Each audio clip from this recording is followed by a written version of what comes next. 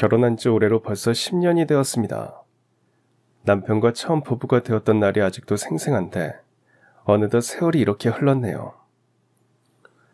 저는 결혼한 지 얼마 되지 않아 임신을 했습니다. 생리가 늦어져서 혹시나 하는 마음에 약국에서 임신 테스트기를 사서 조심스럽게 확인했는데 두 줄이 선명하게 나오더라고요. 그 순간을 아직도 생생하게 기억할 정도로 심장이 터질 것 같았습니다. 남편이 퇴근하길 기다려서 기쁜 소식을 전했습니다. 남편은 제가 보여주는 두 줄짜리 임신 테스트기를 믿기지 않는다는 듯이 한참을 바라봤습니다. 정말이야? 우리 진짜 아빠 엄마 되는 거야? 우리 아기야. 그 순간 남편이 저를 번쩍 안아올리더니 빙글빙글 돌렸습니다. 둘 다 눈물이 그렁그렁 맺혀 있었지만 한참을 웃었죠. 너무나 바라던 순간이었거든요. 둘 다 늦은 나이에 만난 인연이라 빨리 아이를 갖고 싶었는데 그렇게 빨리 천사가 찾아올 줄은 몰랐습니다. 하늘이 저희 부부에게 준 선물 같았습니다. 다음 날 바로 병원에 가서 정확한 검사를 받았습니다. 의사 선생님이 초음파를 보여주시며 확인해 주시니 그제야 실감이 났죠. 축하드려요. 임신 6주 정도 되신 것 같네요. 앞으로 잘 관리하시면 됩니다. 정말인가요? 꿈만 같아요. 그날 밤 저희는 새벽이 다 되도록 잠을 이루지 못했습니다. 아이 태명은 뭐라고 지을까? 축복이 어때? 정말 우리에게 온 축복 같아서. 좋은데?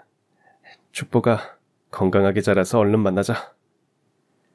아이가 태어나면 우리 침대 옆에 아기 침대를 놓자. 아이 방을 어떻게 꾸밀지, 어떻게 키울지 밤이 새는 줄 모르고 이야기했습니다. 그리고 시부모님께 임신 소식을 전했을 때 두 분은 잠시 말을 잇지 못하셨습니다. 시어머니는 한참을 제 얼굴을 바라보시다가 제 손을 꼭 잡으시고는 말씀하셨습니다. 소영아, 고맙다.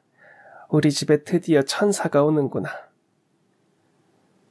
제 손을 잡은 시어머니의 눈가가 촉촉했습니다. 그리고 평소에 과묵하시던 시아버지께서도 그날만큼은 말씀이 많아지셨습니다. 우리 소영이가 큰 선물을 줬구나. 정말 고맙다. 무엇보다 네 건강도 잘 챙기려무나. 엄마가 건강해야 아이도 건강하지. 그러고는 제 어깨를 조심스럽게 토닥여 주셨습니다. 그 작은 동작 하나에도 저는 아버지 같은 따뜻함과 든든함을 느꼈습니다. 그날 이후 시어머니는 아침 저녁으로 보양식을 손수 끓여 보내주셨고 태교에 좋다며 클래식 음악 CD를 직접 골라 가져오시기도 했습니다. 심지어 저희 축복이에게 주겠다며 베네 쪼고리까지 직접 만드시기까지 했죠. 그렇게 임신한 내내 시부모님과 남편의 극진한 대접을 받으며 평온한 나날을 보냈습니다. 매일 밤 저는 배 위에 손을 얹고 아이에게 조용히 말을 걸었습니다. 축복아, 건강하게 자라서 만나자꾸나. 엄마 아빠는 너 만날 날만 기다리고 있어. 아직 세상에 나오지 않았지만 저희 축복이는 어느새 가족의 중심이 되어 있었습니다. 모든 것이 완벽하고 행복한 시간들이었습니다. 그러던 임신 8개월 차에 접어든 어느 새벽이었습니다. 갑자기 아랫배를 가르는 듯한 통증이 밀려왔고 한순간 퍽 하고 무엇인가 터지는 듯한 느낌과 함께 양수가 터진 거였습니다. 숨이 멎을 듯 당황스러웠는데 하필 남편은 그 시각 부산 출장 중이라 집에는 저밖에 없었습니다. 다행히 시부모님은 같은 아파트 단지에 살고 계셔서 황급히 시어머니에게 전화를 걸었습니다. 어머니, 저 양수가 터진 것 같아요. 뭐? 소영아, 진정해.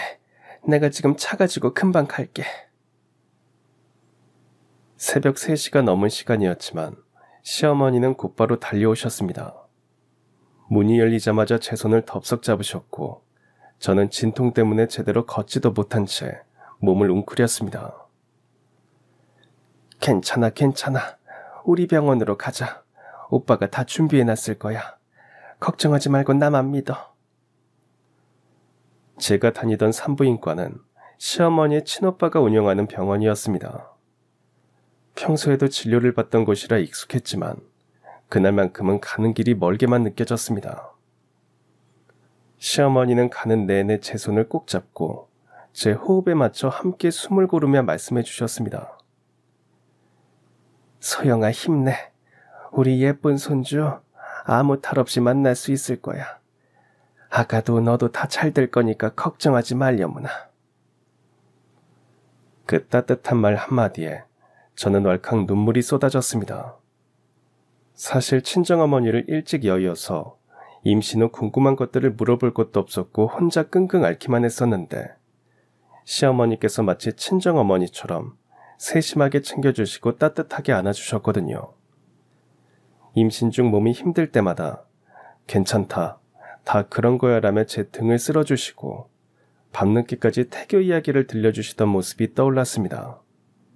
제게는 두 번째 어머니나 다름없으셨죠. 그런 시어머니가 지금 이 순간에도 제 곁을 지켜주고 계시니 무서움보다는 든든함이 더 컸습니다. 그렇게 시어머니의 손을 잡고 병원에 도착했을 때는 새벽 4시쯤이었습니다. 응급실로 들어가자마자 의료진들이 바쁘게 움직였습니다. 8개월인데 양수가 더 좋네요. 응급수술 들어가야겠어요. 수술실로 들어가면서 시어머니 오빠인 과장님의 얼굴을 봤습니다. 왠지 모르게 표정이 심상치 않았지만 그때는 그냥 긴급 상황이라 그런 줄 알았습니다. 그런데 수술 중에 예상치 못한 일이 벌어졌습니다. 출혈이 생각보다 심했고 제 몸이 버티지 못했고 정신이 아득해지면서 의식을 잃었습니다. 나중에 들어보니 응급수혈까지 받았다고 하더군요. 그렇게 실신한 후 의식을 되찾았을 때는 이미 해가 지고 있었습니다. 병실에 남편과 시어머니가 있었는데 남편의 눈이 빨갛게 퉁퉁 부어 있었습니다. 남편이 우는 모습을 본 건 결혼 후 처음이었습니다.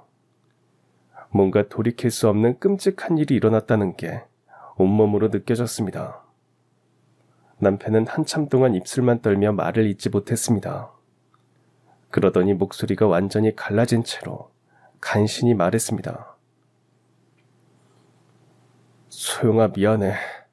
내가 곁에 있어야 했는데 정말 미안해. 괜찮아. 아이는 다시 가지면 돼. 네 몸 먼저 추스르자. 남편의 얼굴에서 절망과 죄책감이 고스란히 드러났습니다. 그 순간 더 이상 설명이 필요 없었습니다. 머릿속이 하얗게 변하면서 귀에서 윙윙거리는 소리만 들렸습니다. 가슴 한복판에 커다란 구멍이 뚫린 것처럼 숨을 쉴 수가 없었습니다. 어제까지만 해도 뱃속에서 살아 움직이던 우리 축복이가 이름도 제대로 불러보지 못한 채 차가운 죽음이 되었다는 현실을 받아들일 수 없었습니다. 아니야, 거짓말 하지 마. 우리 축복이 어딨어? 어디에 숨겨놨어? 저는 미친 사람처럼 침대에서 일어나려 발버둥 쳤지만 몸은 전혀 말을 듣지 않았습니다. 수술 후 몸이 너무 약해져 있었거든요. 목이 터져라 울부짖었지만 아무도 제 아이를 돌려주지 않았습니다.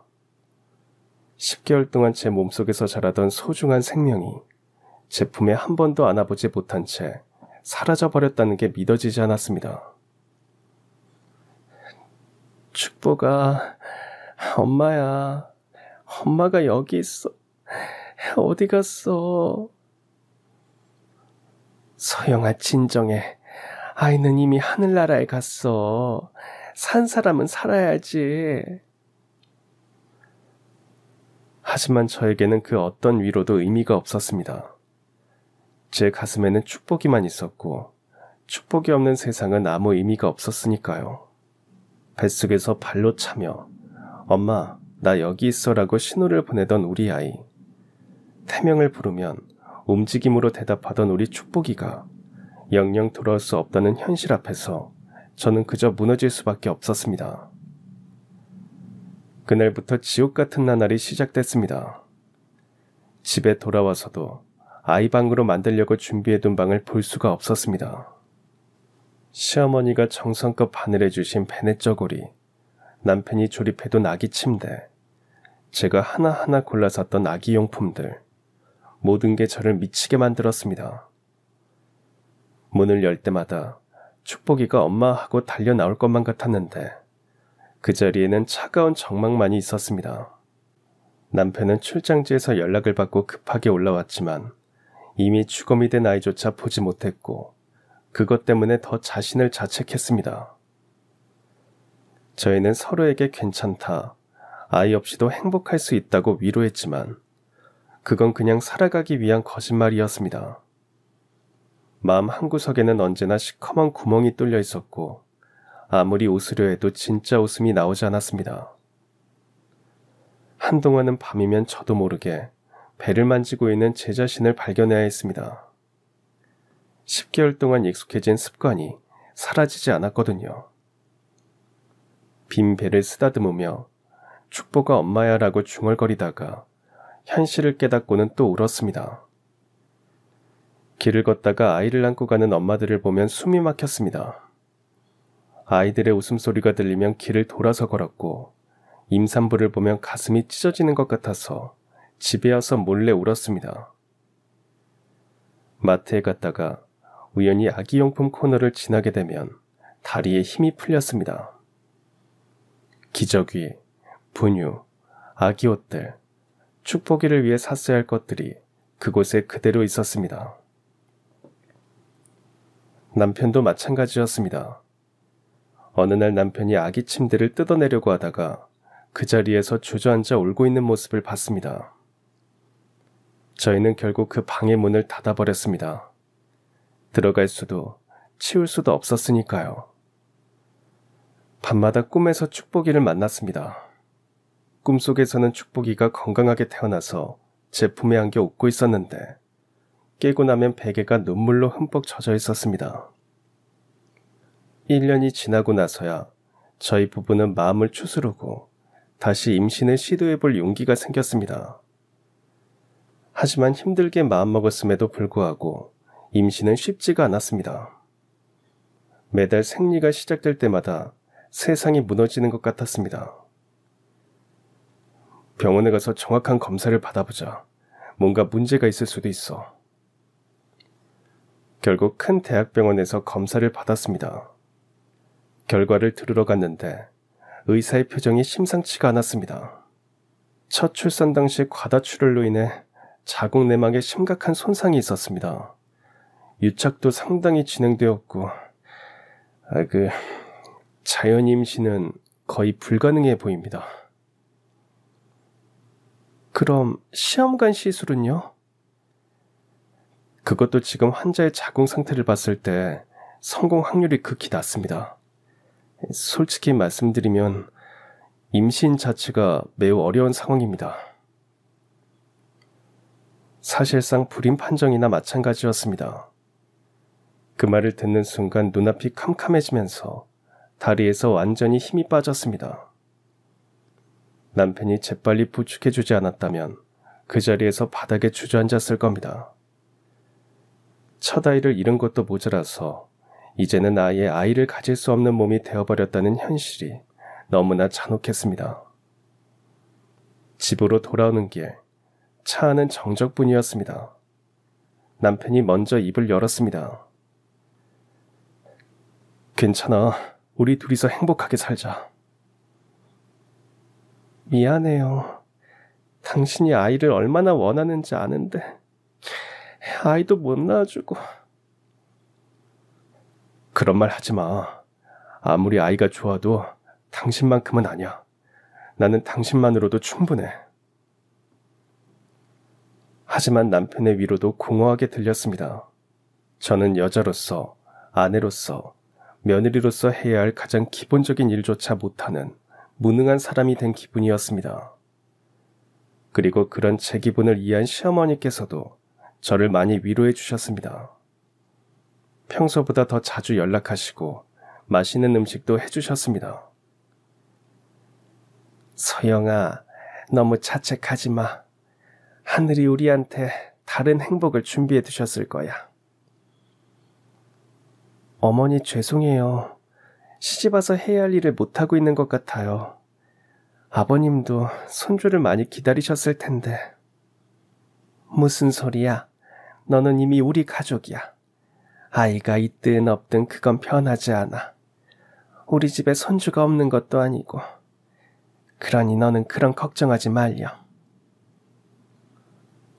얼마 전 결혼한 시동생이 아이를 낳아서 그나마 제 죄책감을 덜어주었다는 게 다행이라면 다행이었습니다. 하지만 그만큼 더 미안하고 죄송스러운 것도 사실이었습니다. 그날 밤 저는 남편 몰래 화장실에서 목 놓아 울었습니다. 축복이를 잃었을 때와는 또 다른 절망이었습니다. 그때는 슬픔이었다면 이번에는 체념이었습니다. 이제 정말로 끝났구나. 내가 엄마가 될 꿈은 영원히 이룰 수 없구나. 그런 생각이 들자 삶의 의욕 자체가 사라지는 것 같았습니다.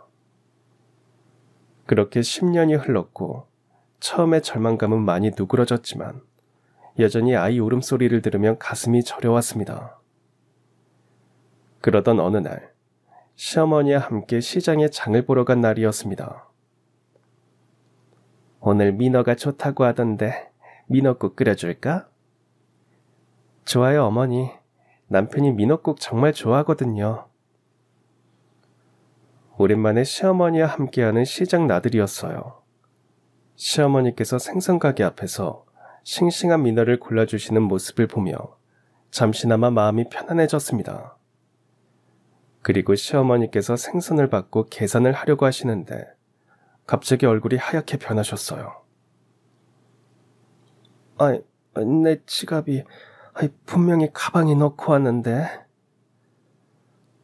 가방을 이리저리 뒤적여 보셨지만 지갑은 온데간데 없었습니다.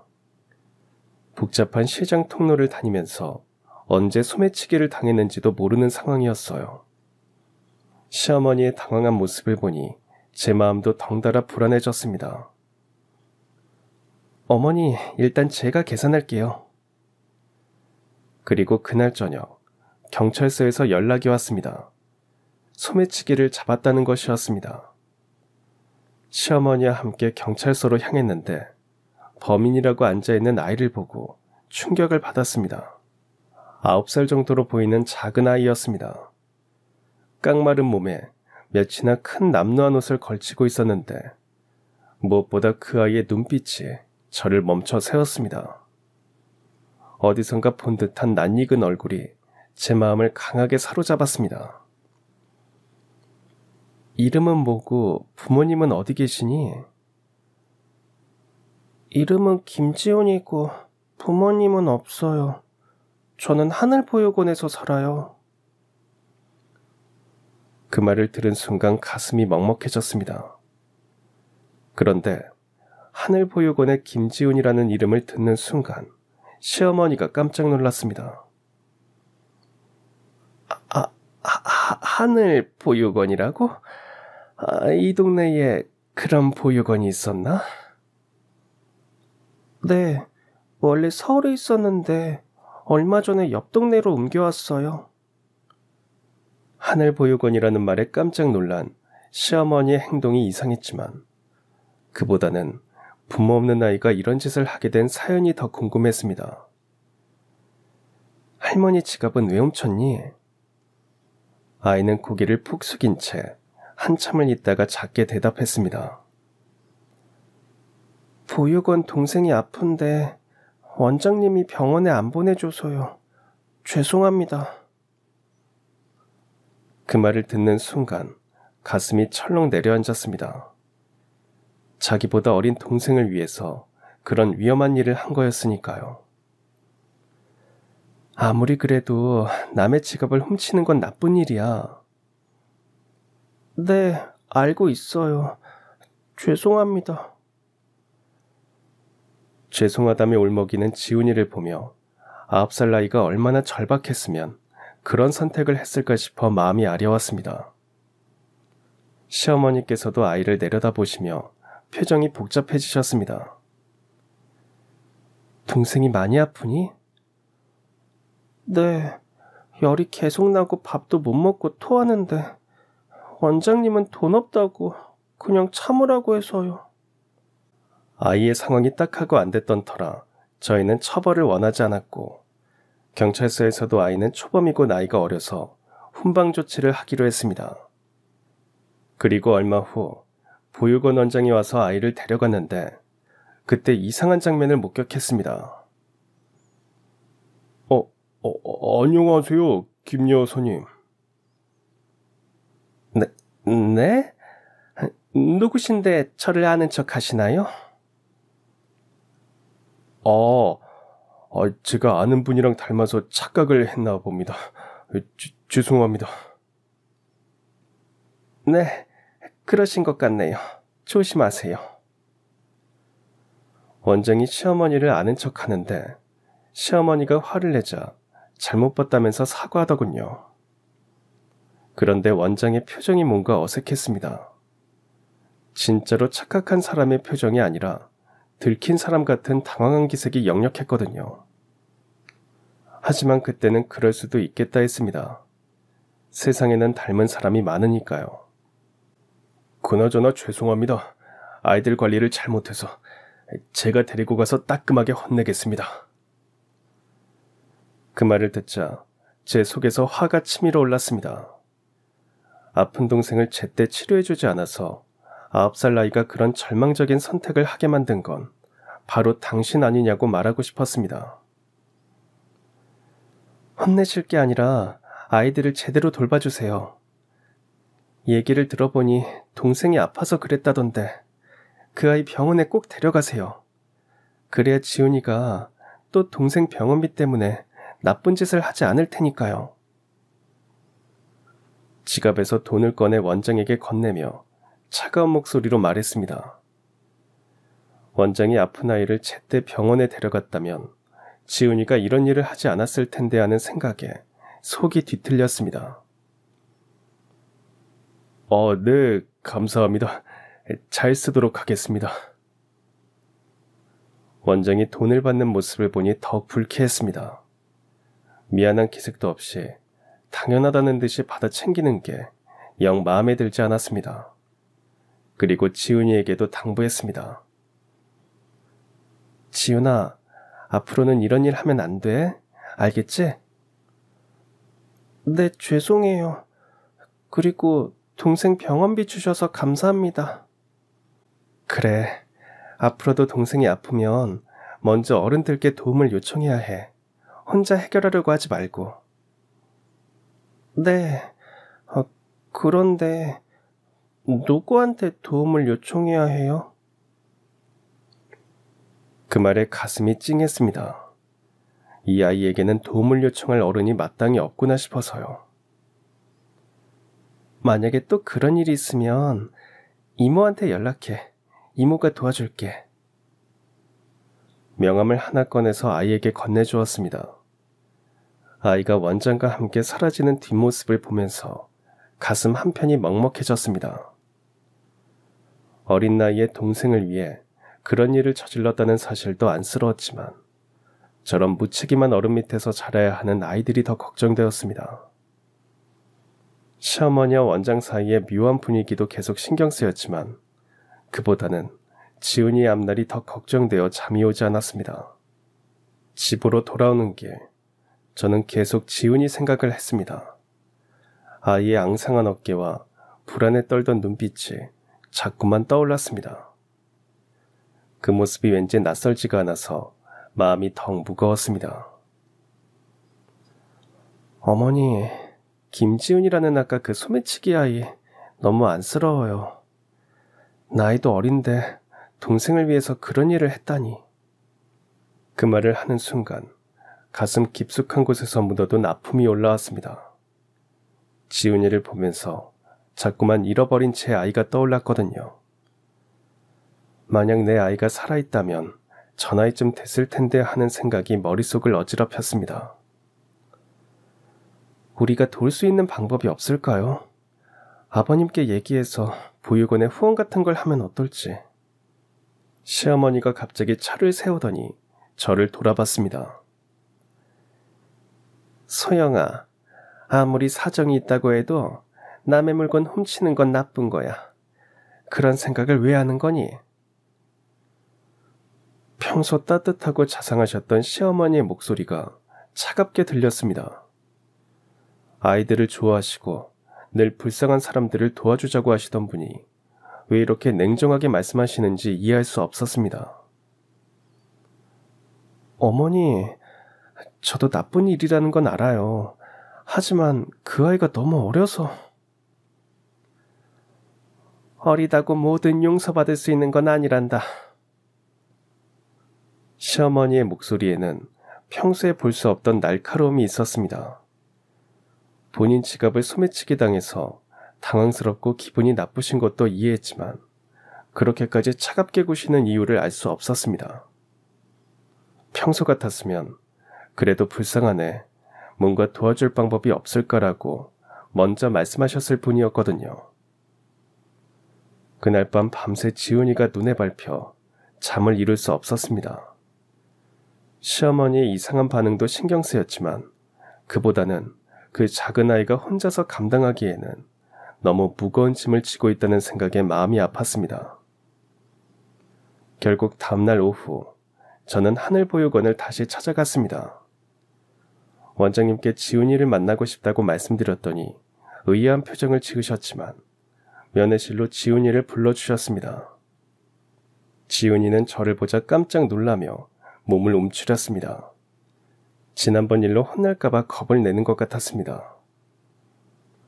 지훈이는 처음에는 저를 경계했지만 동생 이야기를 하며 조금씩 경계심이 풀리는 것 같았습니다.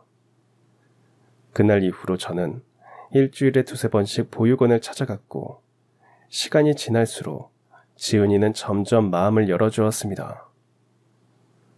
어느 날은 함께 보육원 근처 공원에서 산책을 하기도 하고 또 어느 날은 지훈이가 좋아하는 책을 가져다 주기도 했습니다. 지훈이는 생각보다 똑똑한 아이였고 무엇보다 동생을 향한 사랑이 깊었습니다. 한편 원장님은 제가 자주 오는 것을 달가워하지 않는 것 같았습니다. 면회실에서 지훈이와 대화할 때마다 문 밖에서 서성이시거나 시간을 재촉하는 듯한 기색을 보이셨습니다. 아마도 제 의도가 무엇인지 의심스러워서 그러는 것 같았습니다. 한 달 정도 지훈이와 만남을 이어간 후 저는 확신을 갖게 되었습니다. 이 아이에게는 정말로 가족이 필요했고 저 역시 지훈이를 통해 엄마가 될 기회를 얻을 수 있을 것 같았습니다. 오랜 고민 끝에 남편에게 지훈이 이야기를 꺼냈습니다. 여보, 저번에 말했던 그 아이 지훈이 말이야. 보육원에 있다는 그 아이? 지갑을 훔치긴 했지만 동생을 위해서 그랬던 것도 그랬고 내가 보육원에 가서 만나보니까 애가 정말 착하더라고. 그래서 말인데 우리가 지훈이를 입양하면 어떨까? 남편이 놀란 듯 제 얼굴을 바라봤습니다. 입양을 하자고?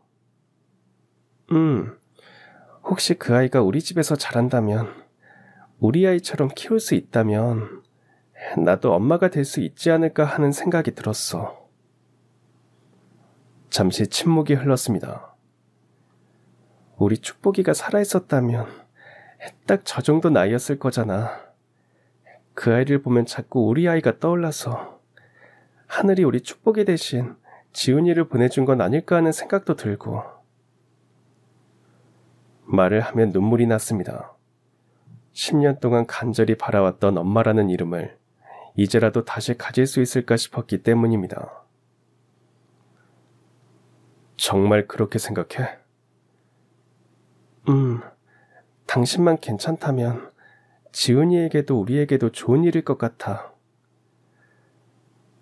그런데 입양이 쉬운 일은 아니잖아. 여러 절차도 복잡하고. 그래도 한번 알아봐도 되지 않을까? 지훈이가 정말 우리를 필요로 하는 것 같아. 남편이 한참 생각하더니 고개를 끄덕였습니다. 한번 고민해 볼게. 당장은 어려울 수 있어도 우리가 잘 돌봐준다면 지훈이도 당신이나 나에게도 모두에게 좋은 선택일 수도 있으니까. 그날 밤 이후로 남편과 저는 며칠 동안 지훈이 입양에 대해 진지하게 이야기를 나누었습니다.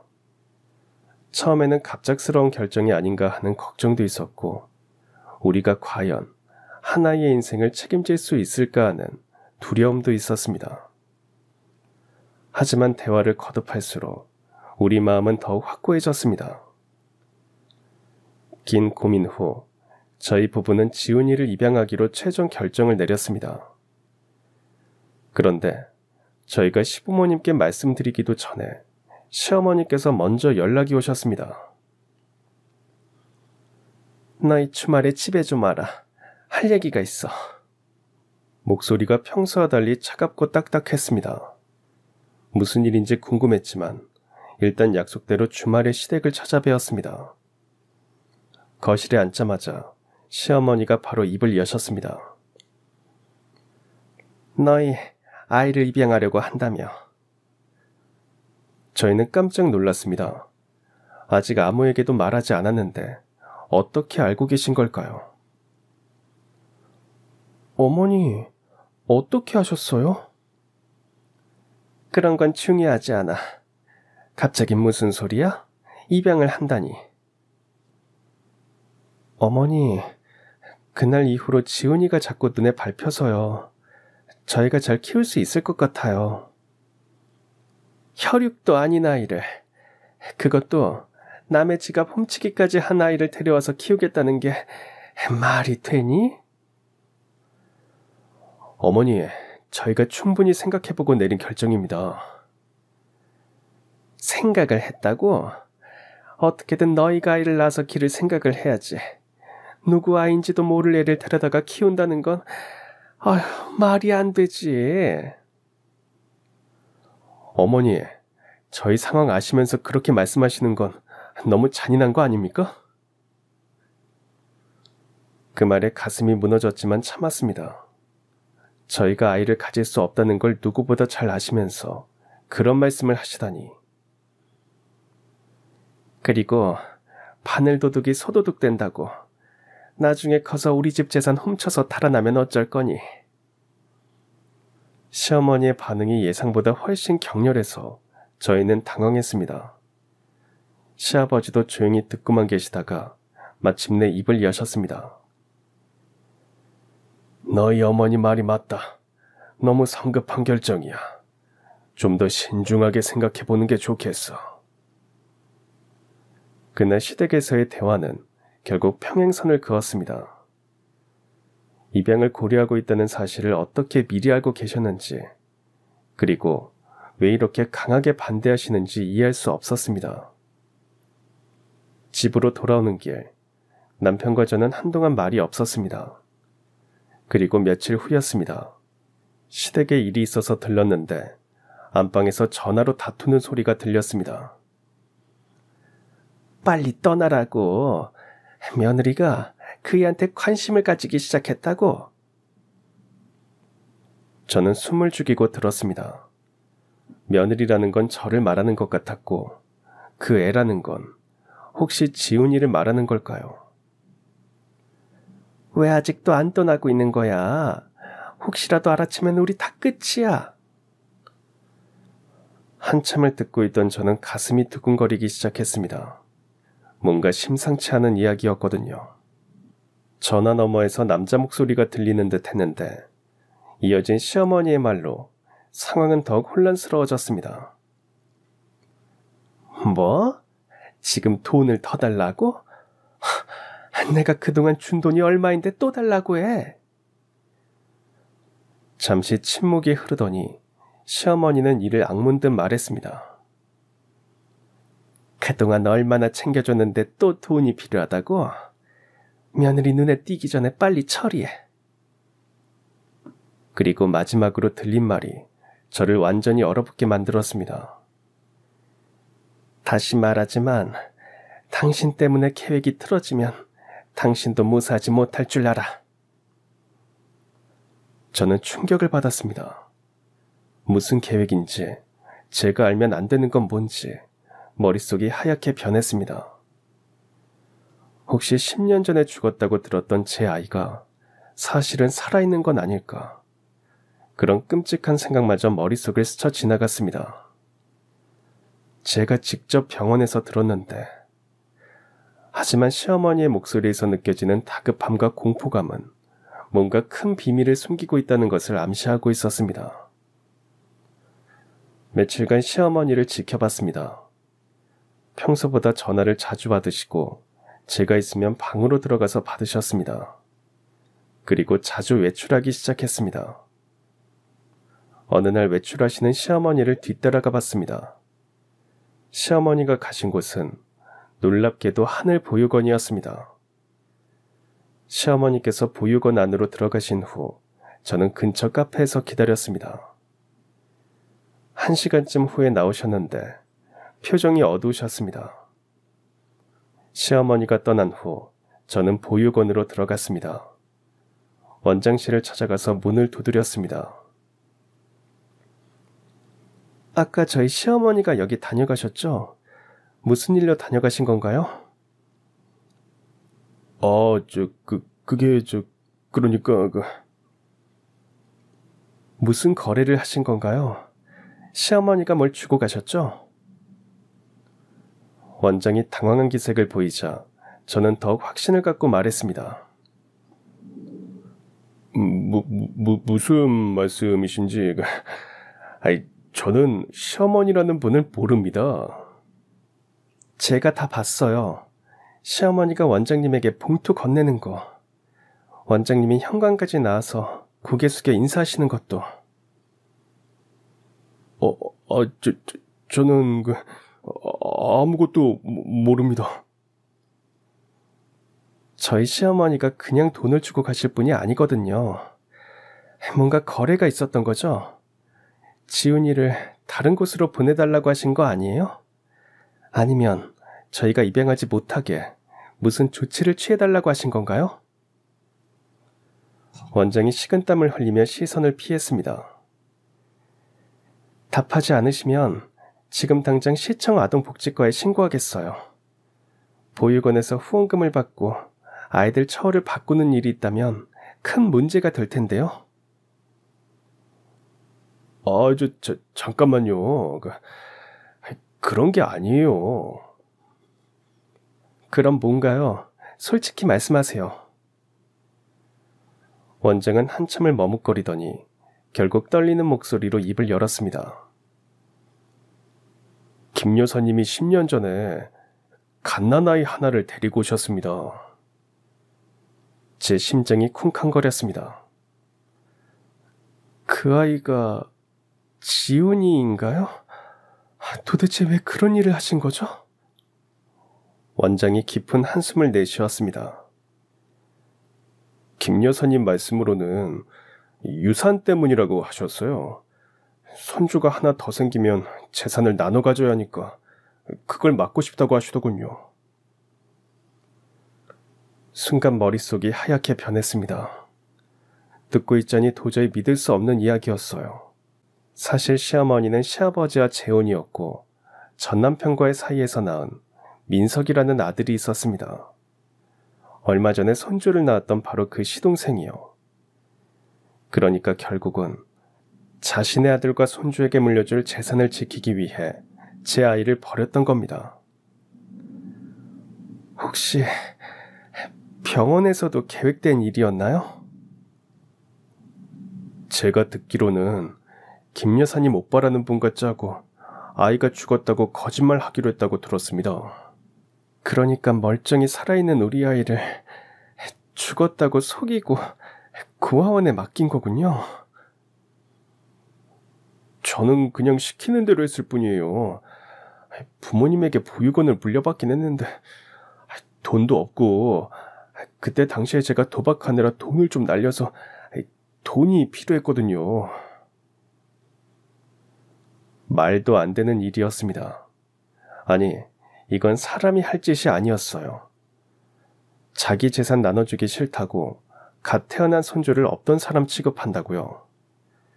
그런 짓을 해놓고선 제 옆에서 보양식을 끓여주고 베네쩌고리를 손수 만들어주고 제 손을 꼭 잡으며 천사 같은 아이가 올 거야 라고 말했던 겁니다. 그 모든 순간들이 다 연기였다는 걸 깨달으니 온몸이 부들부들 떨렸어요. 저는 원장의 말조차 믿을 수가 없어서 바로 지훈이와 유전자 검사를 의뢰했고 결과는 명확했습니다. 지훈이는 분명히 제 아이였어요. 결과지를 들고 집에 돌아와 남편에게 건네자 남편은 한참 동안 종이를 바라보더니 그대로 무릎을 꿇고 주저앉았습니다. 미안해. 정말 미안해. 내가 우리 아들을 지켜주지 못했어. 내가 그날 조금만 빨리 왔어도. 당신 잘못이 아니에요. 우리 둘 다 속은 거잖아요. 남편은 끝내 말을 잇지 못하고 저와 함께 끌어안고 울었습니다. 기쁨과 슬픔, 그리고 치밀어 오르는 분노가 한꺼번에 몰려왔어요. 그동안 숨겨온 진실을 우리가 세상에 알려요. 당신 어머니가 도대체 어떤 짓을 했는지 모든 사람이 알게 해야 해요. 제 목소리는 분노로 떨리고 있었습니다. 더 이상 참을 수도 참아서도 안 되는 일이었으니까요. 저희는 곧장 시댁으로 가서 유전자 검사 결과지를 테이블 위에 내려놓았습니다. 아버님, 어머님, 이거 한번 보세요. 시어머니가 결과지를 슬쩍 훑어보더니 순간 얼굴이 새하얗게 변했습니다. 아니, 이게 뭐야? 이게 도대체 무슨 소리야? 지은이와 저의 친자 확인서예요. 99.99% 일치한다고 나왔어요. 뭐라고? 그게 무슨 말이야? 아버지, 지은이는 우리 아들이에요. 10년 전에 태어나자마자 죽었다고 했던 우리 아이가 살아있었습니다.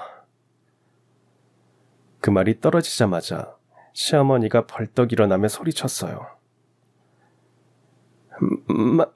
말도 안 되는 소리 하지 마. 그 아이는 죽었어. 내가 직접 봤다고. 그만하세요. 보육원 원장한테 다 들었어요. 그 사람이 거짓말한 거야. 돈을 노리는 게 분명해. 이제 그만하세요. 이렇게 검사 결과가 명확한데 우길 걸 우기세요. 그때까지 조용히 있던 시아버지가 갑자기 자리에서 벌떡 일어나 시어머니를 매섭게 노려보셨습니다. 이게 정말이야? 정말로 내 손주를 당신이 버린 거야? 여보, 그게 아니라 내 말 좀 들어봐요. 대답해. 정말로 내 손주를 죽었다고 거짓말하고 버린 거냐고. 순간 시어머니가 무너진 듯 주저앉으며 울먹이기 시작했습니다. 하지만 그 눈물은 후회보다는 들켰다는 당황이었죠. 그래요, 맞아요. 내가 버렸어요. 근데 나도 어쩔 수 없었어요. 어쩔 수 없었다고? 지훈이가 태어나면 당신이 재산을 지훈이한테 다 물려준다고 했잖아요. 당신이 나 몰래 유언장 바꾼 거 내가 모를 줄 알았어요? 그럼 우리 민석이는 뭐가 돼요? 그러더니 갑자기 눈물이 적개심으로 바뀌었습니다. 난 20년 넘게 이 집에서 살림하고 뒷바라지 했어요. 그런데 결국 아무것도 없이 헌신짝처럼 버려질 판인데 그까지 애 하나 버리는 게 무슨 대수예요? 시아버지의 눈빛이 완전히 바뀌었습니다. 내 손주를 그까지 돈 때문에 버리고도 뭘 잘했다고 큰 소리야. 당장 내 집에서 나가. 민석이네 가족도 꼴 보기 싫으니 다시는 내 눈에 띄지 마. 시아버지의 분노에 시어머니는 갑자기 돌변해서 무릎을 꿇고 매달렸지만 시아버지는 고개조차 돌리지 않으셨습니다. 여보, 그때는 내가 제정신이 아니었어요. 그래도 내가 매달 보육원에 후원도 하고 잘 키워달라고 부탁도 했어요. 어쨌든 죽지 않고 살아있으니 된 거잖아요. 한 번만 용서해줘요. 무슨 말 같지도 않은 소리야. 내 눈에서 당장 사라져. 그러자 시어머니가 저에게로 달려와 제 치마를 붙잡았습니다. 소영아, 제발 아버님께 말씀 좀 드려줘. 내가 잘못했어. 정말 잘못했어. 제발 10년 동안 너한테 잘해줬잖아. 예정을 생각해서라도 한 번만. 잘해주셨다고요? 제 아이를 죽었다고 속이고 10년 동안 거짓말한 게 잘해주신 거예요? 아유, 미안해. 정말 미안해. 내가 미쳤었어. 제발 한 번만. 하지만 저는 차갑게 시어머니의 손을 뿌리쳤습니다.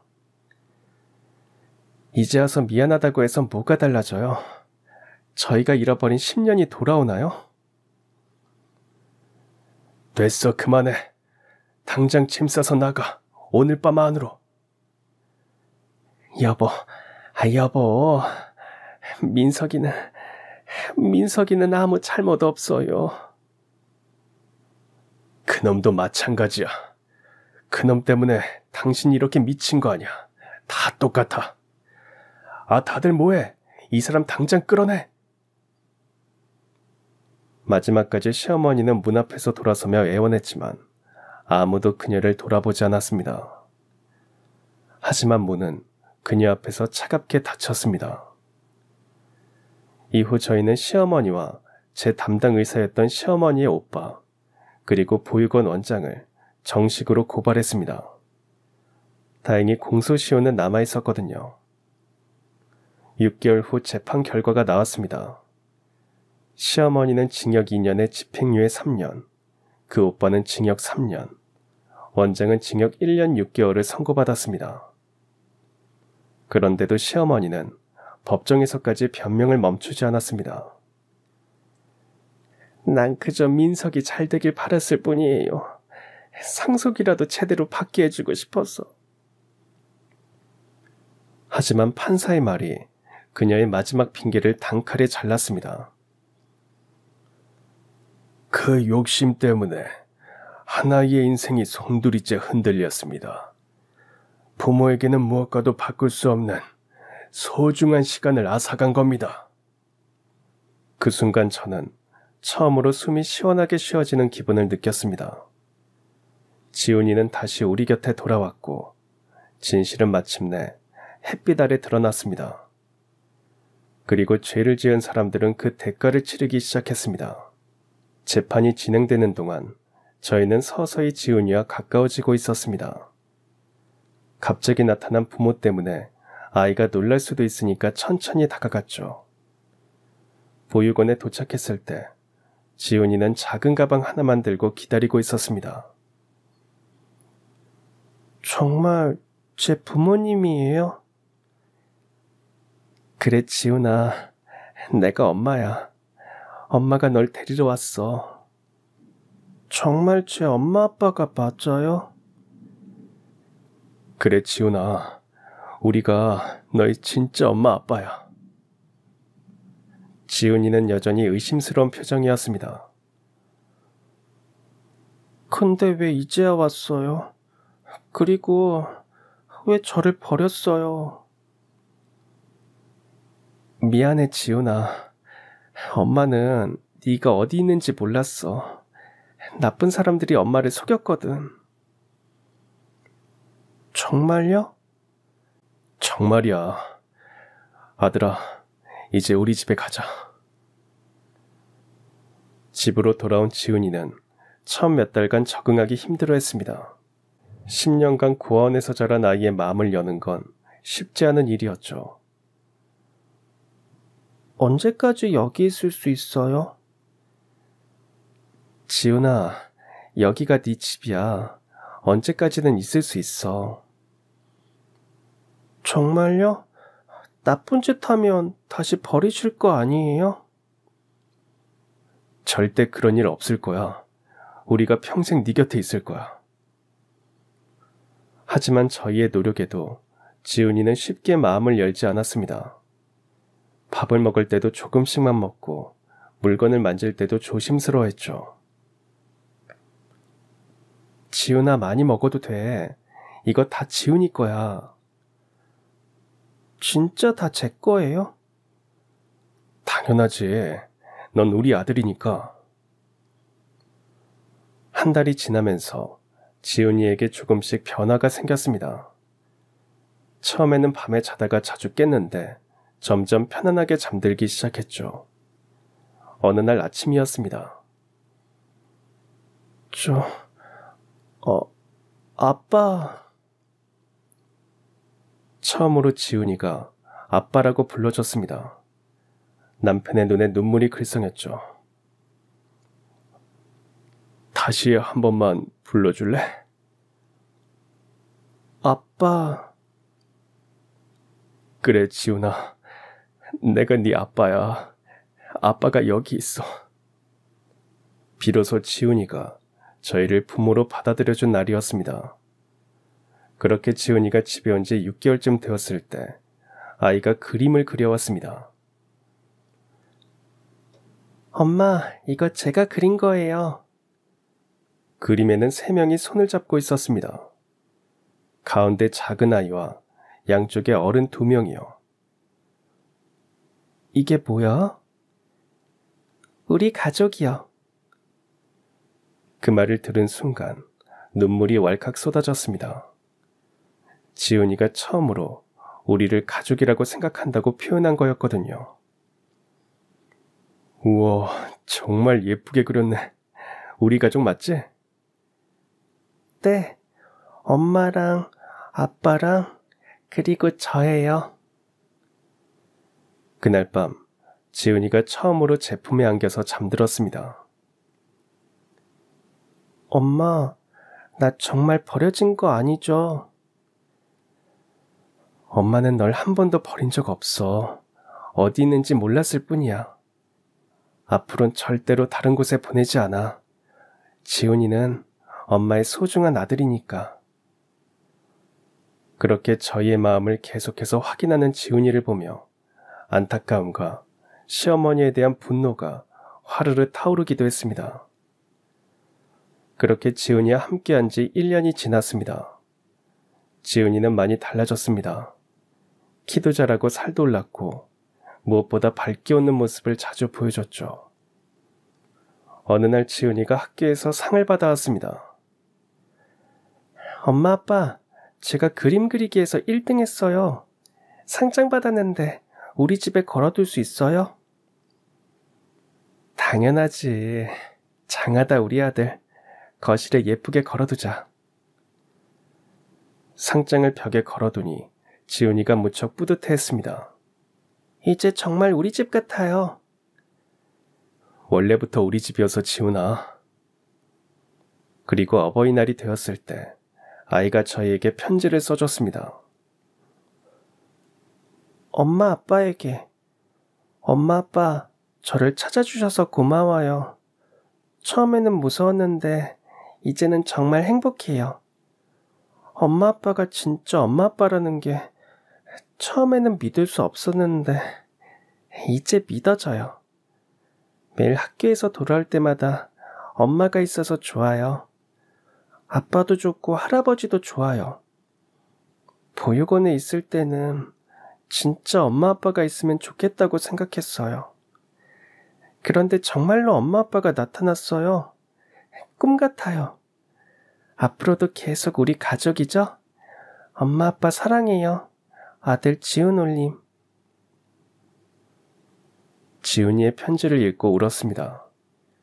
지훈이가 이제 완전히 우리 가족이 되었다는 걸 느꼈거든요. 지훈아, 고마워. 엄마도 지훈이를 사랑해. 엄마, 울지 마세요. 제가 매일 웃게 해드릴게요. 지훈이가 제 눈물을 닦아주었습니다. 그리고 지금 지훈이는 12살이 되었습니다. 키도 많이 자라고 건강해졌죠. 친구들과도 잘 어울리고 공부도 열심히 합니다. 지훈이와 함께하는 매일이 선물 같습니다. 잃어버렸던 10년은 아깝지만 이제라도 함께할 수 있어서 감사합니다. 어제 저녁 지훈이가 말했습니다. 엄마, 저 행복해요. 이렇게 다시 만날 수 있어서 정말 다행이에요. 엄마도 행복해. 그래, 우리 가족이 이렇게 함께할 수 있게 되었으니 정말 다행이지. 우리 지훈이가 이렇게 잘 자라줘서 할아버지도 정말 기쁘구나. 할아버지, 제가 얼른 커서 효도할게요. 그 악몽 같던 10년이 지나고 이제 저희는 진짜 가족이 되었습니다. 지훈이는 더 이상 보육원의 소매치기 아이가 아니라 저희의 소중한 아들입니다. 시어머니의 욕심 때문에 잃어버렸던 시간들이 아깝긴 하지만 중요한 건 지금입니다. 지훈이가 건강하게 자라고 있고 저희가 함께 있다는 것 말이에요. 어떤 일이 있어도 다시는 저희 가족을 갈라놓을 수 없습니다. 지훈이도 알고 있습니다. 자신이 얼마나 사랑받고 있는지를요. 매일 아침 일어나서 지훈이의 엄마 아빠 안녕히 주무셨어요 라는 인사를 들으면 모든 시련이 결국 저희를 더 행복하게 만들어준 것 같습니다. 10년을 잃었지만 앞으로 남은 시간들을 더욱 소중히 여기며 살아갈 것입니다. 지훈이와 함께 말이에요. 그럼 지금까지 사연 들어주셔서 감사합니다. 사연이 재밌으셨다면 구독과 좋아요 부탁드려요. 감사합니다. 안녕히 계세요.